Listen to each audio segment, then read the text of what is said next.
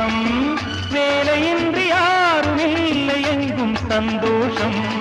வெறும் பேச்சு வெற்றி கூட்டம் ஏதுமில்லை இந்த ஊரில்